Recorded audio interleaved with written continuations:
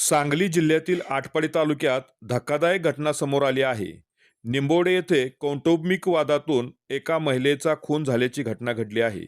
मिळालेल्या माहितीनुसार निंबवडे गावाबाहेरील रामचंद्र मोटे यांच्या शेतात कोळसे बनवणारे कुटुंब राहते. त्यामध्ये अंकुश वाघमारे हे मापासून निंबवडे परिसरामध्ये कोळसा बनवण्यासाठी सहकुटुंब आहेत. त्यांचं व त्यांच्या पत्नीचे चारित्र्याच्या संशयावरून नेहमी भांडण होत असायचं. याच भांडणातून गुरुवारी रात्री मंगल या महिलेवर तिचा पती अंकुश वाघमारे यांनी चारित्र्याच्या संशयावरून वारंवार वाद घालत मारहाण केली.